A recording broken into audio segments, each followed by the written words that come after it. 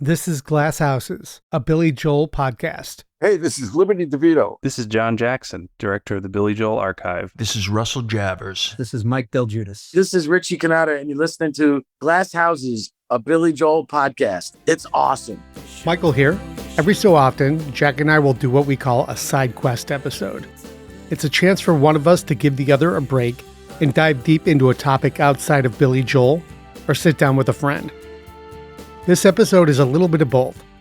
I'm joined by Ashton Allen, a fantastic singer-songwriter, human being, and a dear friend. This year makes the 20th anniversary of Dewdrops, Ashton's debut solo album. To celebrate, we are reissuing the album for the first time on vinyl, complete with bonus tracks, digital extras, and its long overdue return to streaming platforms. Initially, the intimate, deeply personal collection was never meant for public release. The songs grew from journal entries in the lead up to and the aftermath of his departure from his longtime band Big Sky. They blossomed into songs during the quiet and contemplative time after that, when those demos landed at the newly formed Livewire Recordings, almost by accident. They were still just the private work of one musician trying to find his footing again. But with support from friends and a label that recognized their potential, they became the first bold steps of a songwriter taking the spotlight. What began as uncertain and impossible turned into a defining moment that built a passionate fan base and launched Ashton Allen's solo career. Ashton and I go way back, about 25 years, to when I first worked with Big Sky, the rock band from Gainesville, Florida, where he played bass. The band released 6 albums between 1995 and 2005 before his departure. Over the past 6 months, Ashton and I have been working together on this reissue. Now that the album is back streaming and the vinyl is available for order at ashtonallen.myshopify.com, we decided to sit down to reminisce about that time in our lives, the making of Dewdrops, and how his early career led to his solo debut. What started as a catch-up between two old friends became a rare, candid look at the personal and professional journey behind a life in music. Ashton, thanks again for coming on. Oh man, it's such an honor to get to join you in this capacity. It's just been incredible to watch you and your partner in crime just build this great following in this podcast celebrating Billy Joel. And I know what a big fan of his that you've been. And I've become a bigger fan of his because of you, because you exposed me to so many of his records that I never knew and so much of his music that I never knew while we spent those months and years on the road together. So I'm really happy to be joining you today in this realm, man. It's really cool. Thanks so much. Yeah, it's funny when I have a friend on because my head's living in podcast world. And so I'm thinking of it from there. But you and I have had countless conversations over the last 25 years, and especially the last 6 months as we've been working on this project. Let's start by taking all the way back. I'm talking pre-solo career, pre-Big Sky, and where the bug bit you to really get into music. Yeah, as far as performing goes, and playing in bands, it was sort of one of a string of coincidences, but which I feel like have chased me throughout my life, to the point where I just don't consider them coincidences anymore. But the first one was in high school, my junior year, and there was a rock band. They were all seniors, and they were called Blind Ambition, and they were all graduating and going off to college. And so the juniors that were becoming seniors, a few of them got together and they're like, well, we got to form a band. Like, we're going to take over and be the new senior band. And the only role that was available they didn't have filled was a bass player. And I didn't play bass. I played piano. I grew up playing piano. I was like classically trained. But I loved music, of course. And I loved my friends that were wanting to start a band.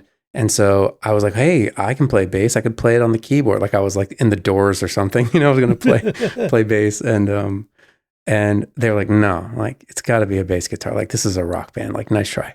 I pitched the bass player from the band Blind Ambition, who was going off to either Duke or UNC. I can't remember, but I think he was going up to Chapel Hill.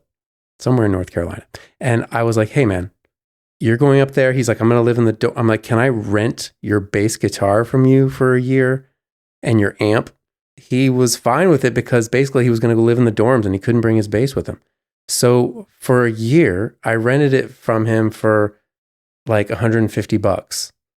And I'd never played bass before. And I got this TNT 150 PV amp and I brought him home and I was instantly in love. You went to college at University of Florida in Gainesville, and that's ultimately what led to what would be the next long stretch of music in your career in Big Sky. I started off growing out my hair and, wearing grunge clothes and still playing bass, and fell into mostly a cover band called Sugar Top Groove. It was the first band I played in college. We were playing a lot of gigs and fraternity parties and clubs downtown. And these guys were wild, man. Like to this day, I just love them with all my heart. They were just into some stuff I wasn't into. I got kind of freed up again and I was a free agent. And so then I started playing with a band called Noah's Red Tattoo. I was playing bass for them for a while. At some point, I ran into Ben Rowell from Big Sky, and he's like, oh man, you play bass. He's like, they were looking for a bass player because their bass player had left or something. And I was like, well, I'd be happy to jam with you guys. It'd be fun to jam sometime. So we set that up while I was still in the other band. All that to say, I was kind of seeing two ladies at the same time, so to speak, for Playing 6 field, months to probably a year, playing the field. Yeah. Big Sky won me over. It just felt like it was where my musical personality belonged. Then that would begin, unbeknownst to me, the next decade or more of my music life. Whether ultimately Big Sky ended up where you all wanted it to, the fact that you stayed playing and together as long as you did in that initial run made you outliers. Staying together that long is super uncommon. We were grindy. We just, in that sense, we really put in the work. We played the shows. We started off just loose and a mess in some regards and figured it out. We were a perfect example of jumping off the cliff and building our wings on the way down. I mean, I remember the moment we went full time, it kind of felt like it was like Wonder Twins Activate, and we all put our hands in. Like, I was one of the last people to graduate college in the band because I was a couple years younger. And I had a job at Jazz's magazine, and I was an advertising coordinator. And I got paid $15,000 a year. And I was happy about that. I was like, that's a lot of money. But at some point, we knew that if we were going to do this seriously, we had to quit jobs and we had to go all in. There was a moment where we all, whoever still had jobs, we were like, okay, like that's it. If we want to eat, we play. That's the only way things really happen, is by doing.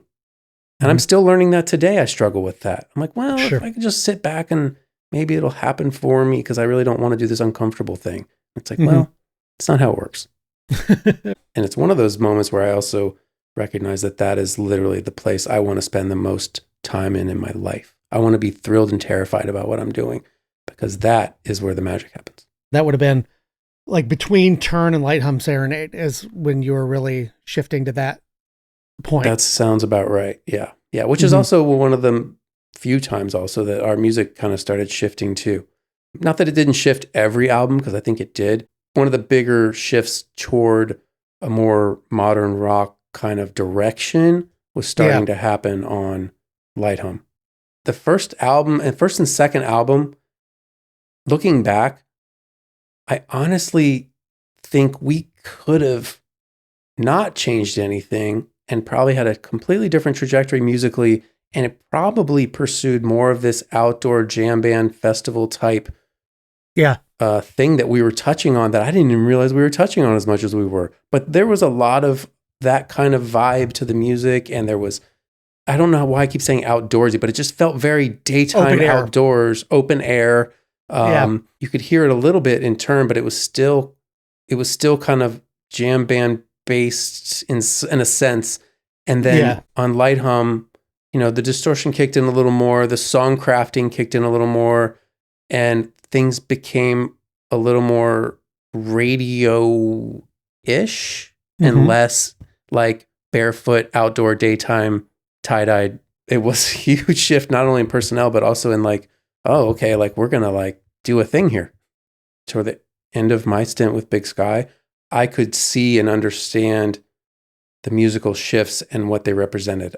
In this, I just saw it as us evolving. I saw us getting more popular. I saw us filling bigger rooms. I saw us playing like, cooler clubs in the different cities. And I was like, let's go. Like just push, push, push, push.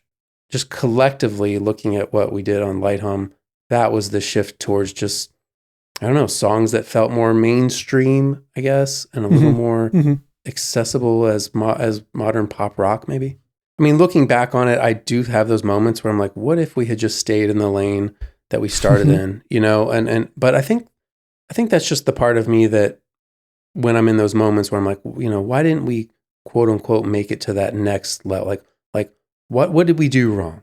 It's just easy to always look back and kind of say that. And we did so many things well, and we did so many things right. But in the moments that I look back, I'm like, well, why? Well, why didn't we get to have our big moment that was bigger than the moment we got to have, which was bigger than so many moments other bands get to have? You see what I'm saying? Right. Everyone probably says this, but when I look back, sometimes I wonder, like, well, what if we had just stayed in that lane?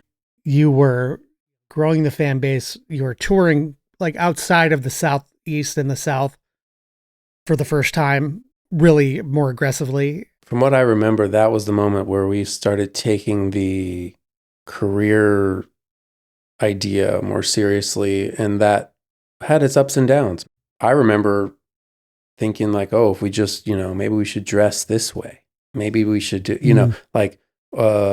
maybe if we write songs that are a little more like this, then, Steve-O from Atlantic will, stay for the whole show and be like, hey, like, let's talk. Lou Pearlman showed up at some show we played at, like UCF, I think, in Orlando, in a Rolls Royce, and walked out to this outdoor party we played, and we're like, next thing you know, we're in his Transcontinental Studios till that night, getting a tour, and I'm like, this is it. Like, we're doing it. Like, it's gonna go. Yeah, it's gonna go. And there were so many stories like that, but all those stories that were close calls come from the fact that we were taking our career more seriously.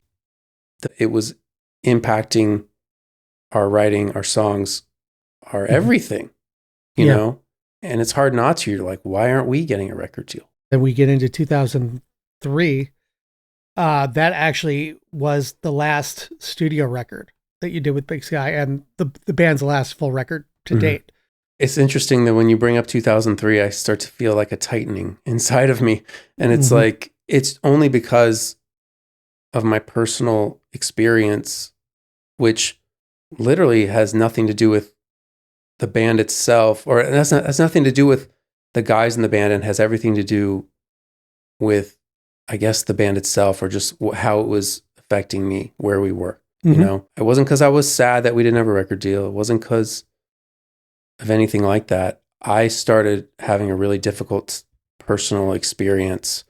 I was going through a pretty tough bout of depression. And I think there are plenty of people that have been more depressed than me. Some people that have been less. I think I was probably somewhere in the middle. But the bottom line was that I was having a tough time. We were playing a lot of the same venues. We were playing a lot of the same set lists. We weren't writing as much new music anymore. We're getting older. And I was having a really tough time. At the same time, that was leading to me writing for the first time. Some of it was in fun. Some of it was more therapeutic. Some of them would become songs that actually made it onto the last album that we recorded. I had visions for them, but they never turned out how I envisioned. They turned out to become what the band would make of them. And so that was kind of cool, even though at the same time, I'm kind of going through this like dark period that was growing. That was unstoppable, unfortunately, for me.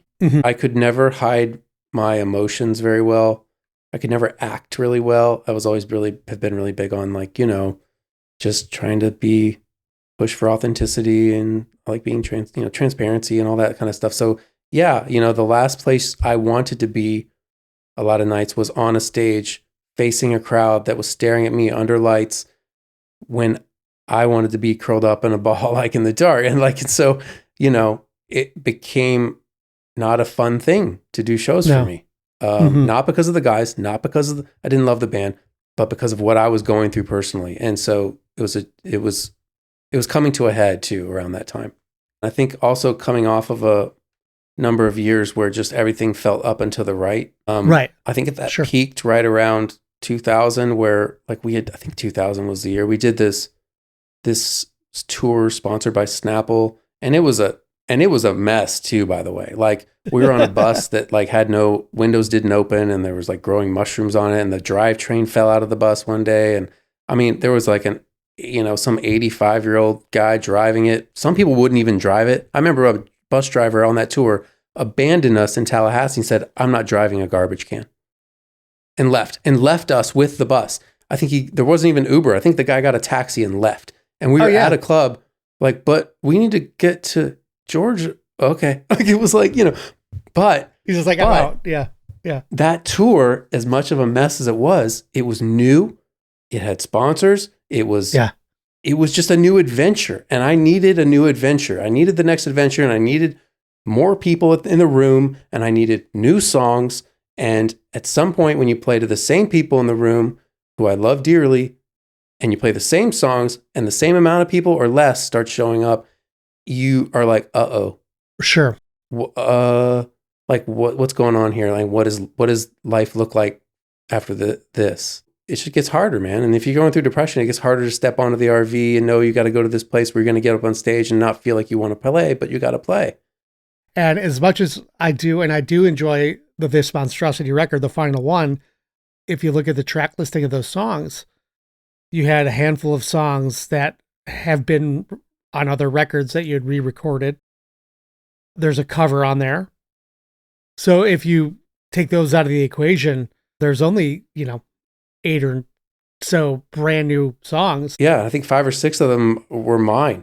And it's not, I'm not tooting my own horn here. I'm just using that as an example to show you, like, I was desperate for creation and new. Yeah. And I was like, this is why I'm putting new songs into the mix, because I need to personally do this. I need to do something to continue to express myself and push boundaries and do something new. Yeah. Not because I think I'm a songwriter even. I don't even know what I'm doing. I'm just like expressing something, right? I remember the final show. It was just a collective moment of exhaustion. I mean, like, this is it. Nobody was mad at anybody. I just felt the collective exhaustion and like, we need to get off this ride.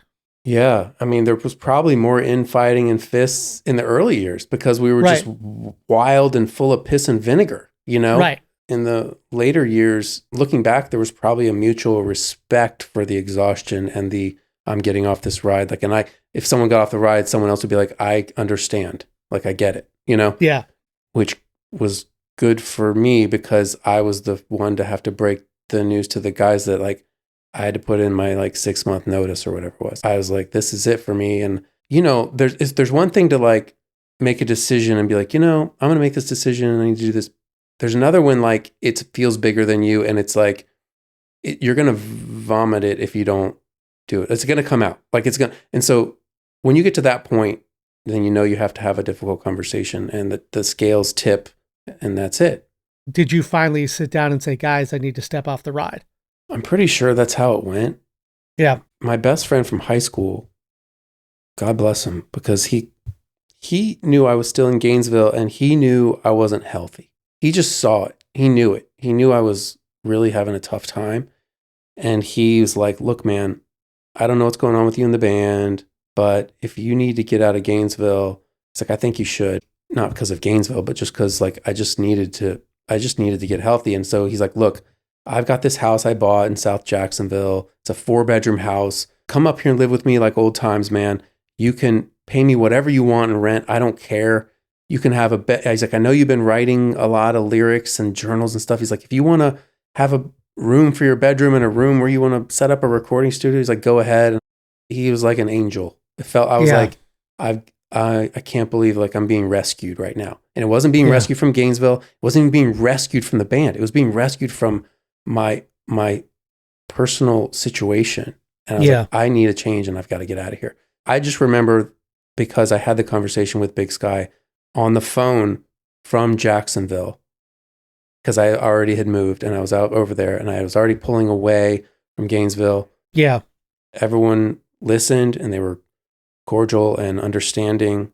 And I think it was like 6 months. I was just like, look, I need to know that there's a light at the end of this tunnel for me. It's like, I need to step off the ride, and I love you guys so much that I need to step out while I still do. Yeah. And so saying that I'm going to leave in 6 months is going to allow me to do this for 6 months. I was on the road with you guys considerably, quite a bit. I do remember the journal you carried around with you. And I do remember, us going off and doing something or us carrying on something. And oftentimes, by design, you had removed yourself and were in your own space, in your own head, just not wanting to deal with all the things that we were doing.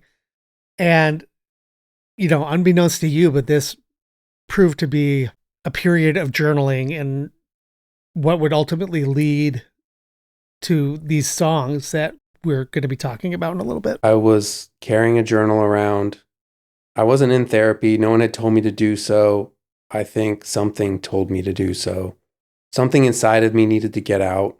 There's something they say about being depressed. I think it was Jim Carrey's, like, depressed is like, deep rest. It's your body telling you, like, whatever you're doing, I don't like it anymore. And it's not going to be a long-term sustainable solution.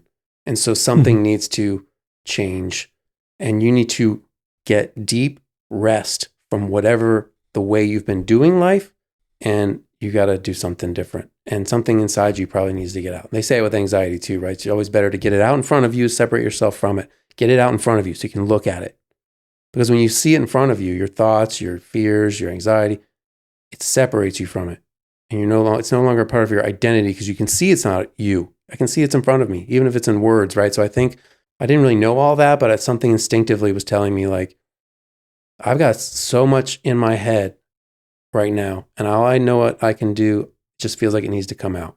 So they weren't lyrics, they were journals, they were thoughts, they were just no rules. It was just like I needed to be able to write whenever I needed to be able to write. And most of that downtime I had was on the road playing shows. So yeah, the journal went with me. And anytime we had downtime, I was no longer like, I just wasn't hanging out with everybody. I was like, right, I was writing. By the way, for everyone that's listening, TOD, so his name is Todd, and he's been my best friend since we were in 10th grade. But at some point in college, we started calling him the TOD, and I don't know why. But I mean, obviously, it's cool. So, and that just became the truncated version TOD. So anyway, I recognize and now realize how instrumental, no pun intended, he actually was in birthing these songs and this record for me, because had he not given me that space, like he had a job and I sat at home in this 4-bedroom house in Julington Creek, Florida. I get to practice learning how to record, and I get to take my guitar and all these journals, and something inside of me is now saying these are becoming songs. Not that they were going to be recorded first. First, they were going to become songs. Then I was just going to have the freedom in this environment that was provided to me for $200 a month to get to be creative and explore and learn how to record and produce. And what does my voice even sound like? I remember I'd set up a microphone in the hallway, and I didn't have any sound baffling or anything like that. But I remembered, like, I'd go into the room where the computer was, I'd hit record, and I'd have like 4 beats or whatever to get there. And I'd run into the hallway, sit in the chair I had, put my headphones on, and like sing in time, and sometimes I wouldn't get there in time. I'd go back and, and these would be the first recordings I ever did, which became like, I probably recorded maybe 20 or 25 songs. I don't remember. A lot of those, I don't know, it might have been all of them. But there's songs we actually chose to record, and that became Dewdrops. There was no intention or desire for anyone to hear this. There was not a goal. There was not a want. There was nothing. It was all about my health. It was all about therapy, and it was all about just the experience of being creative and having to do it. Something was telling me I have to do this. And by the way, side note, the way I paid my rent was by meeting a guy in Jacksonville named Chuck, one of the most talented dudes I'd ever met, and was playing gigs all around town, right? Like 4 or 5 nights a week in Jacksonville, some solo, some with like a 2 or 3 piece band or whatever. I lucked into the opportunity to get to play with him and make a little money on the side so I could actually pay my rent. Mm-hmm. Not knowing that I would ever be touring by myself or, getting a record deal or making an album or anything. I was also getting exposed to more intimate performance experiences where I didn't just get to be a bass player and, amp up the crowd when I wanted to and lay back when I wanted to. Right. Most nights were just me and Chuck. And by the way, the guy takes a chance on me and says like, hey, you want to play these gigs? It's like, grab your guitar, learn these 65 songs, and we'll start in a couple weeks or whatever. And I was like, what? And then he pushed me to sing a few because he was the singer. No, I'm not, he's like, you should sing a few. I'm like, nope, not going to happen. And he's like, no, why don't you pick some songs that you like? You tell me what they are. I'll learn them and then you can sing them. And I was like, oh my gosh. No way. Terrifying. But I did it and I got through it. I like to say when it comes to me singing anything, I'm like, I got through it. Unbeknownst to me and him, it was also helping me get a little bit of experience under my belt in more intimate, live situations where I have a guitar and not a bass, where people can hear me sing. You have an interesting friend named Pam, who is a longtime friend, but also an attorney, and was helping Big Sky in those last few years, as you were taking another swing at things with the last record. There are a lot of coincidences and a lot of things that you can't explain away when I look back at them. I couldn't understand what they meant at the time, what they would become and why. This moment was one of those moments that I couldn't run from and I couldn't escape and I couldn't quit replaying in my head. And Pam, to be honest, felt the same way. We were in Philadelphia for some show, Big Sky. I had brought a couple of early mixes that I had done of songs I had recorded in Jacksonville with me on a CD because I wanted to listen to my mixes and just kind of what do I want to do next? And Pam was with us for that trip or had shown up for that trip or something. Yeah. She's like, what are you listening to? And I was like, oh, some song. I've been working on some songs, whatever. She convinced me to let her hear them. She's like, oh my gosh, Ash, I really like these. She's being kind and everything. I'm like, Pam's kind anyway, so I didn't know she really liked him, but she was being nice. Right. Yeah. And I was like, thank you so much. She's like, what do you, what kind of music is it? It's so different than Big Sky. And I was like, it's what's coming out of me. And it's I don't know. It's, and I let it slip. I've been listening to a lot of Elliott Smith and Belle and Sebastian, and I feel comfortable when I'm singing quieter. And when I double track the vocals like he does, it feels more closer to the way I want to express myself. And she's like, who's Elliott Smith? And at first, my first instinct was to be like, oh, Pam. Pam. But shortly after that moment, I was like, oh, well, I told her about him. And, yeah, and the soundtrack from Good Will Hunting and these records and just how just incredible. I felt like he carried all of the talent and, the moment, I think I actually said this, I don't know that it's necessarily true, but I was like, this one sensitive, talented dude carries the dynamic and talent capabilities of a lot of what the Beatles brought to the table in his fragile one being. It's hard to describe how incredible I thought his music was.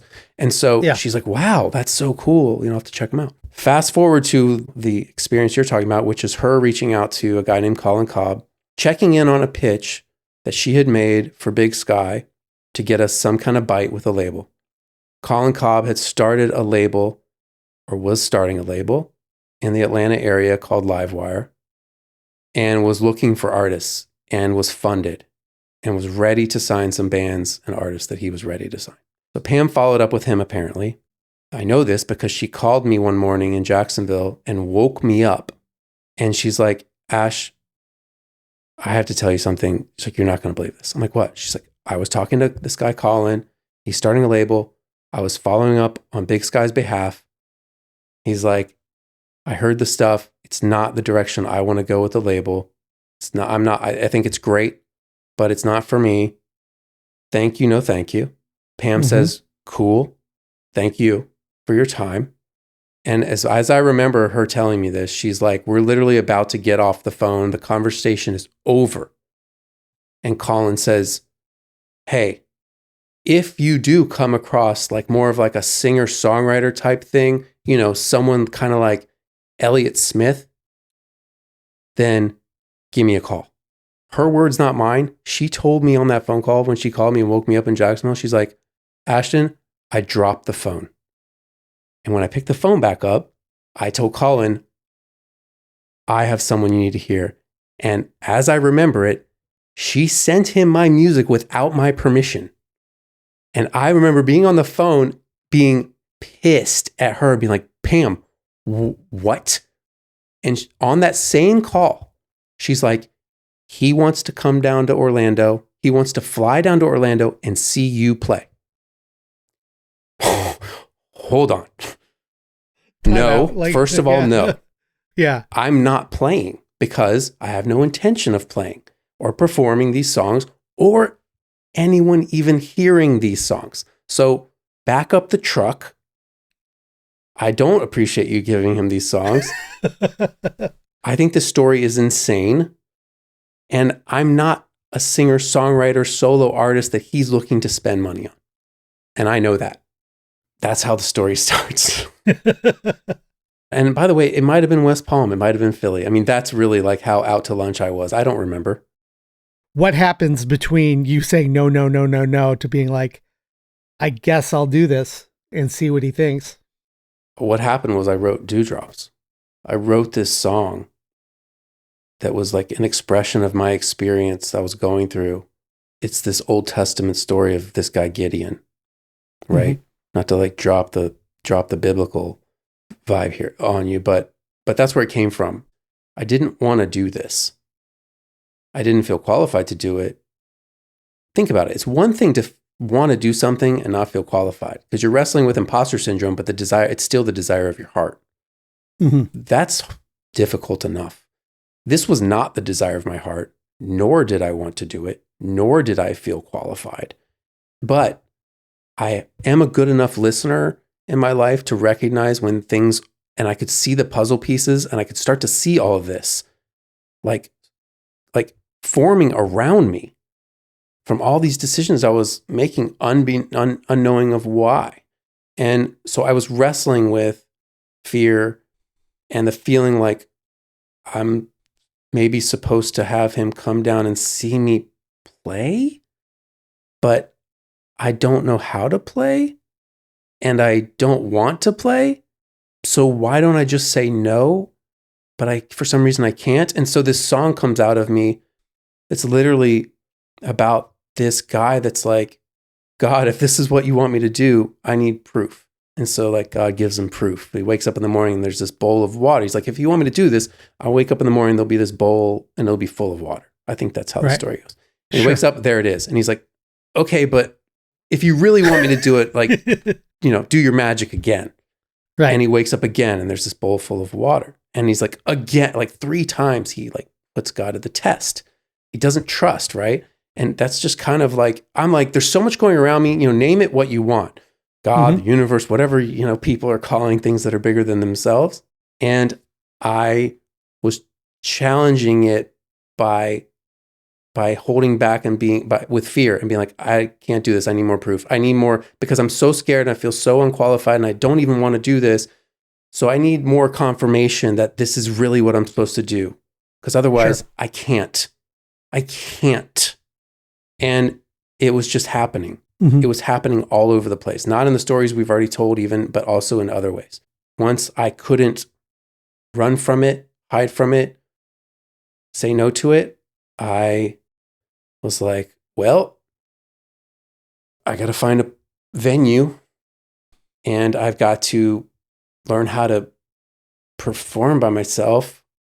I booked this upstairs room at a little place in Orlando called Ballard and Coram. Mm. And I still have it written in my little lyric book. I saw it yesterday that I found the phone number to this place. It was like a bakery downstairs and a little like listening room upstairs, cool little bar. And I was just like, I'm going to invite close, friends and family, people that help me feel more comfortable. And then this guy, Colin, who's going to fly down to see me.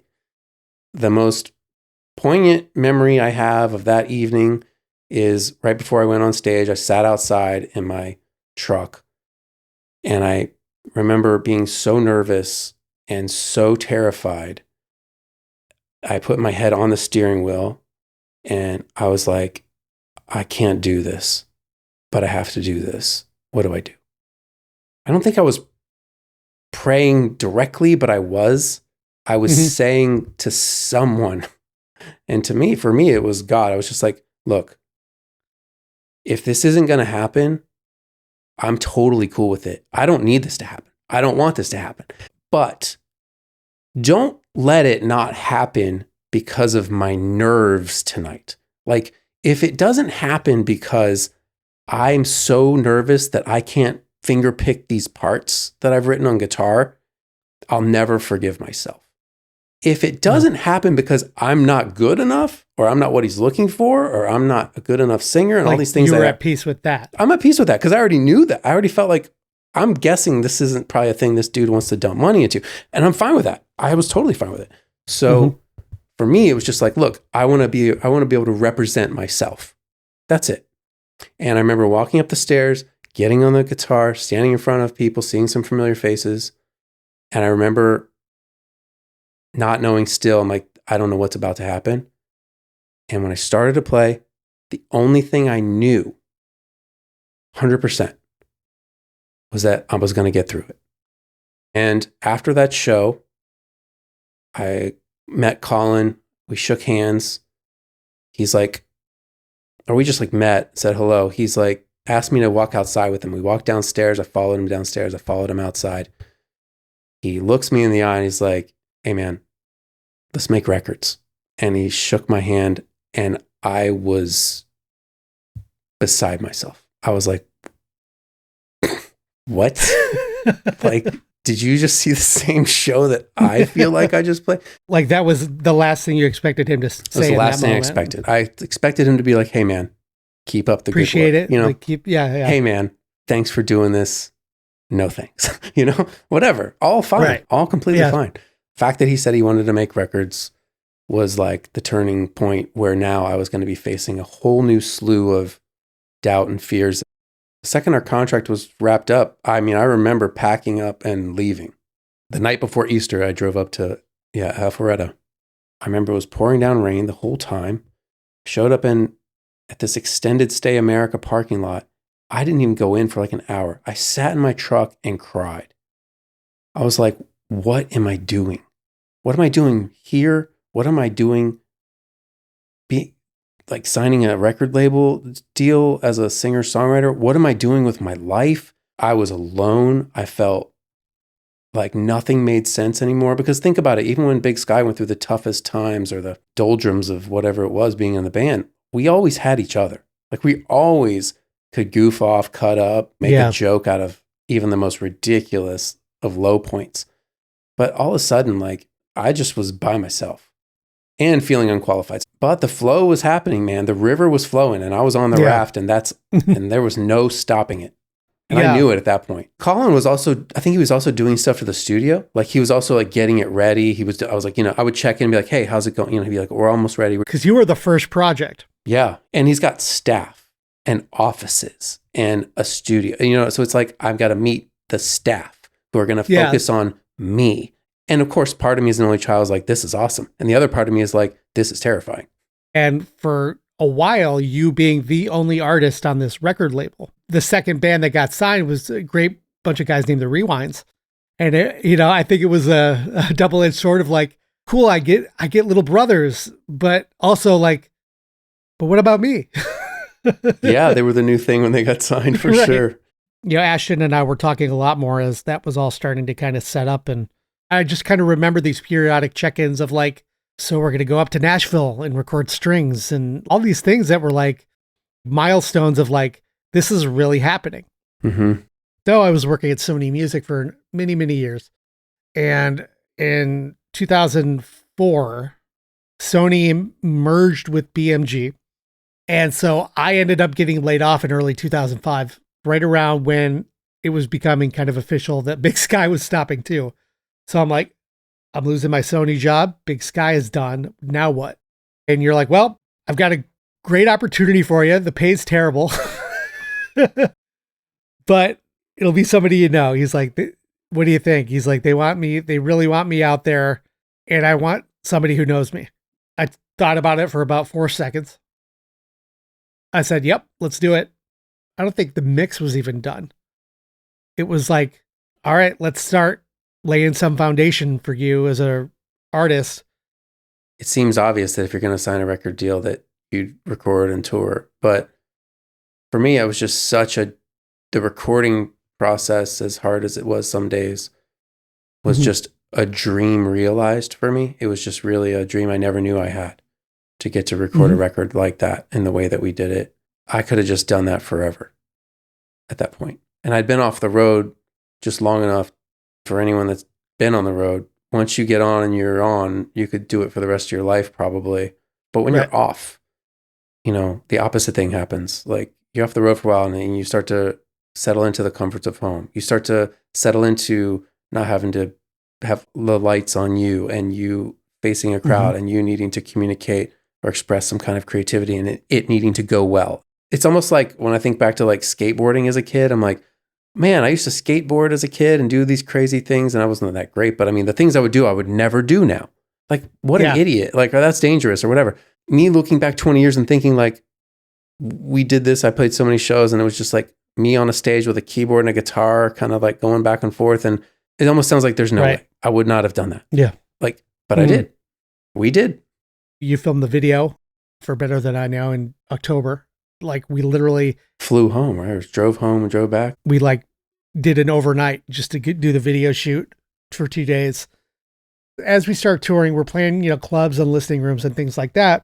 All the while, Livewire was working with Barnes & Noble on this new Discover New Music program that they were rolling out, or had recently rolled out. Dewdrops, which came out September 27th of 2005. So we were well on the road by the time it came out. But it got chosen as part of that program, which led to just incredible opportunities for, a solid 6 or 7 months. I remember them telling me the news. I can't remember if we were home at the time or on the road, but I just remember them telling like maybe it was Marlise, who was like, big news, like Barnes & Noble's picking up your record for this Discover New Artist program, and we're basically going to lean into it and like see if we can pitch them on even doing more stuff to make it go, as good as we can. And like, they're going to play you in all the stores and they're going to be featuring on the end caps. And so they're like, well, why don't we see if we can get them to like have you play too?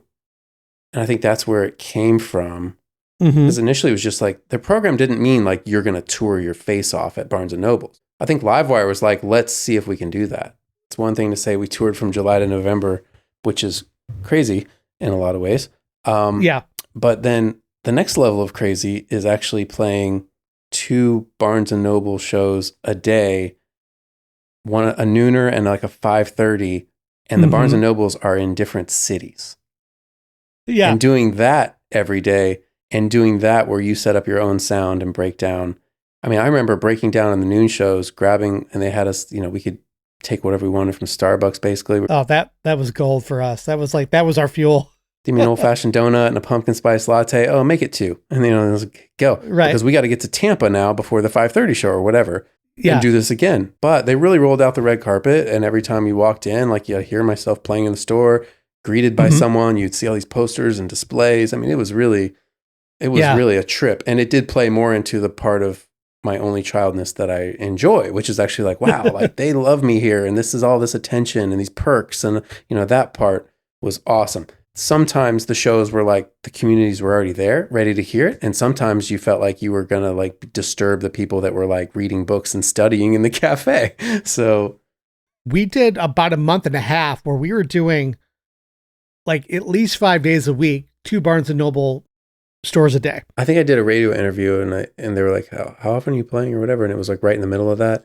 And I was like, literally, like, I think this month I have 59 shows. Yeah. It was like 55 or something like that. It was something nuts where it doesn't humanly sound possible. We kind of took basically July off a little bit. I stayed with you at your parents' house in Mount Dora, Florida, as you were assembling the band. The gist of it was the label wanted us to do a full band tour because they wanted a tour that would better represent the album that we were selling, right? And so it had a lot of production.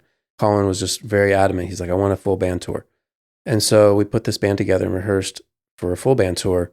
And literally within days of leaving for the road for probably, I don't know if it was like 11 or 16 weeks or what, but we were going to be out for the fall.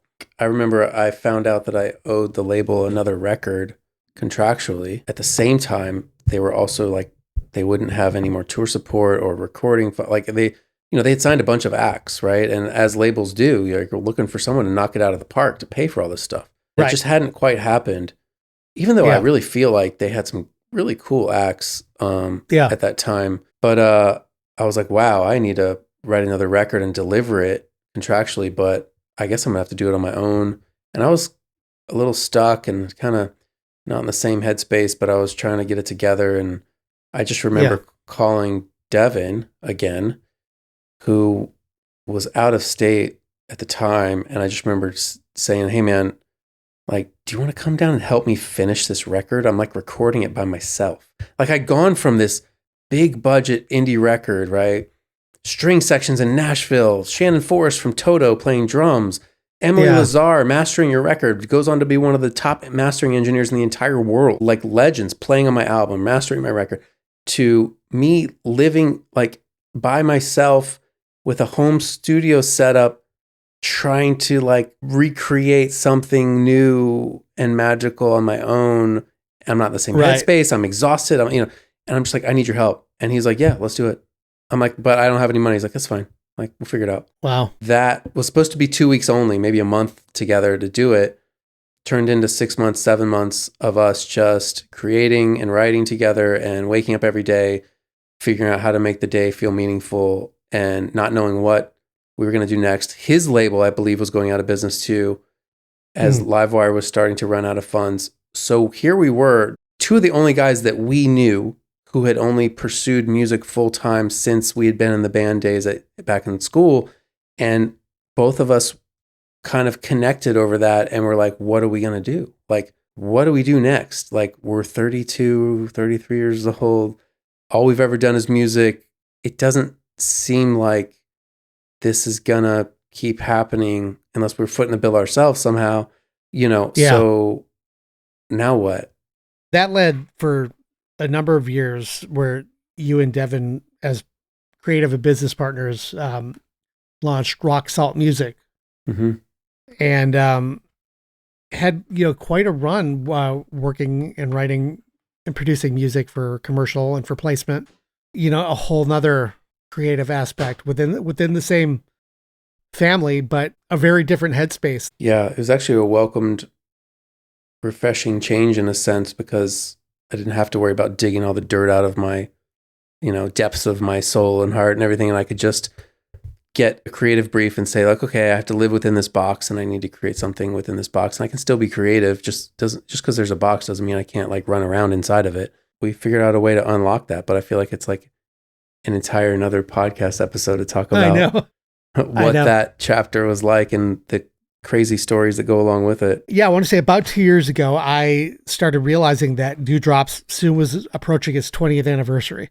The album had been off of streaming services for a while, and you could find used copies in the wild, things like that. But essentially, the record is not out there. This was a special time in our lives and a special album and a special thing to be involved with. So I first reached out to you, probably almost 2 years ago, and said, hey, this is coming. I don't know what it looks like, but I think it'd be fun to do something around 20 years of Dewdrops. Whether we do a new digital release of it or who knows, maybe vinyl, who knows. We had started talking about it a little bit more at the end of last year. And then my work happened to take me down to Orlando, where it was the first time that you and I had actually been able to be in a room together since 2012, when you came through with Rabbit, the Rock Salt Bread band that you and Devin had. You had come through town, and one of our go-to spots to eat when we were touring was Cracker Barrel. There happened to be one on the end of the block from my hotel. So you made the trek down, and you and I sat for 3 hours, just catching up on everything, but also really looking at some possibilities. I think the idea of doing vinyl for the first time ever was something really exciting and special for both of us. Well, first of all, if you and I are going to get together again for the first time in a long time, and we're going to be in a room together, I can't think of a better room than Cracker Barrel. Right? It's just another, amazing quote unquote coincidence and timing that was just right on point and sort of just flowed the way it should. The vision behind that, I would credit to you because number one, I wasn't sure I wanted to open that folder again. There's so many stories, but there's also so much emotion. I think you knowing me as well as you do and have, that you knew how to draw that out of me probably, and that playing the long game was probably the best way to do it. And so after about 2 years of that tactic and technique, which was certainly not, It wasn't a ruse, but I knew for you to be in the right frame of mind and receptive to it, it would take time. Yeah. So it felt good to honor that record in that way and to, dream that up and decide on that together. That's what started it all, I guess. This is all a celebration of the 20th anniversary of this album, Dewdrops, that came out on Livewire Records 20 years ago in 2005. It was distributed through Fontana under Universal Records and was just a dream come true for me, something I'm really proud of. It's not just an album of songs because I'm a songwriter. It's actually just like a slice of my life. And I know that sounds like super artisty to say, and my album's different. All records and songs are personal, but the fact that these songs from the story that we've been telling, they don't come from intent or purpose or motivation. They came from such a pure space of truth, just therapy for its own sake. And they found their way into lyrics, and they found their way into songs, and the songs found their way into recordings, and the recordings found their way into an attorney's hand that found its way into a call at the right time in the right place for a guy that didn't feel qualified or didn't even want to do it, and that found a way to end up doing it. Just speaks to the testament of how some things are bigger than us, and just how trusting the process and honoring what's inside of you is really important, and making sure to get it out of you. So I think it's a celebration of all of that, right? And that's something that we can all connect with. So because it's a special album, we wanted the record to be special too. So we decided on a 300 pressing run, limited edition, right? There will only ever be 300 of these limited edition. They'll be hand numbered and signed by me. The double LP. Final side consists of 5 brand new versions of 5 songs from the record, reimagined from the original master recordings that Devin and I both worked on together, that Michael and I decided on and Devin and I worked on, and mixed produced, which really turned out nice and just current, and they feel like me today in a really cool kind of way. And they sit really well with the rest of the record, so that's fun. Going to be on what's called Eco Mix Red Vinyl, which means every single record will be a different shade and mix of red and patterns. So there's kind of a uniqueness to it in that sense. We've got so many bonus things that come with it because we're just basically digging into the vault of everything that we've been finding, and we're just like, we want to give it away. We want to give it with everyone that wants to celebrate this anniversary by buying the record. We just want to give them so much that was special about it when we were there doing it 20 years ago, and we're bringing that into the present and giving that away too with the album. So we've been opening the vault and finding CDs and hard drives with old live shows and your performance on Sirius XM in 2005 and Acoustic Cafe in 2006. And also, if vinyl isn't for you, that's totally okay. We are excited to say that we now have this available for streaming for the first time in quite a while. So not only is it the original 14 tracks of the record, but the 5 brand new mixes that Ashton and Devin have been working on are part of this deluxe 20th anniversary edition. It's just been a real pleasure to work on again with you. And it reminded me of why we survived so well together on the road all those years ago, because you and I had a great simpatico, and it's just always a lot of fun. And we're just thrilled to get to share it again with everybody. And super grateful for just for you coaxing that out of me to do this project and just to get to reconnect with you. And it's been awesome just witnessing and watching from the sidelines as you build this like really cool podcast.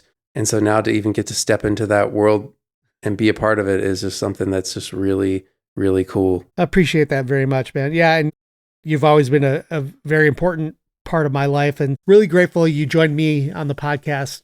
I think I'd like to play us out by playing a track off the record. I think we'll play Something to Say. This has always been a favorite track of mine for the record. And Jack and I will be back again in a couple weeks with more Billy, but check out the record if you get a chance. Thanks again, everyone. Comfort calls on me always in time, in bed alone, holding your phone like a baby so innocent. I call out your name, you save me for now.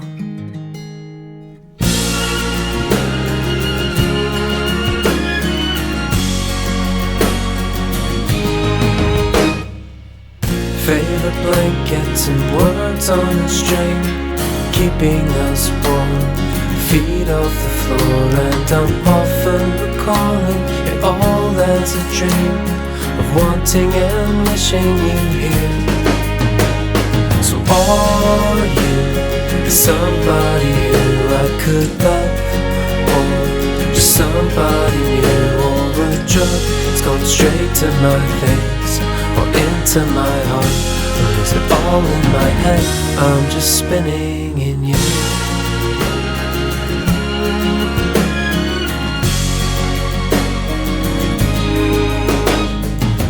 Tired of throwing these thoughts at the wall, seeing you there, but going nowhere. You remind me how everything will turn out in time.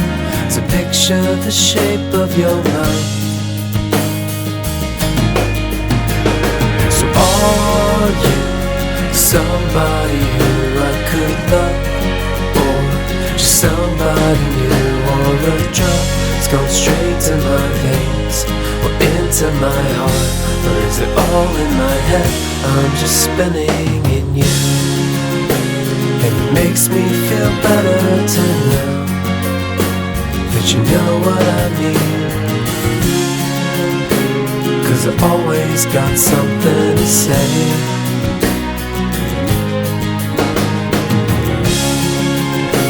As we sit and we wait for our storybook scene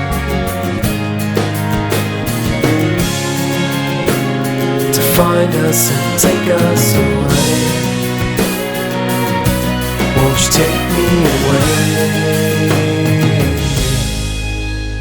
So are you somebody who I could love, or just somebody new, or a drug that's gone straight to my veins or into my heart?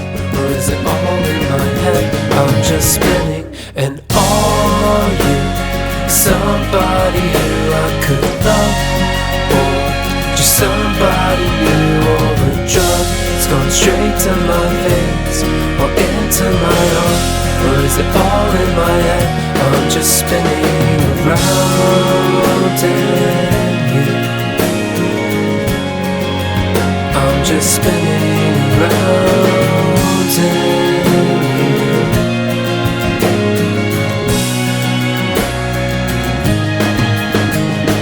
La la la la la.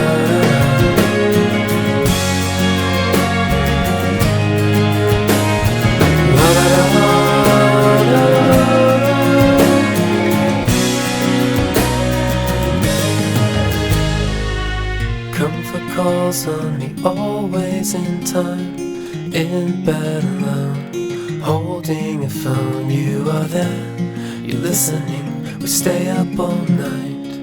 You save me for now.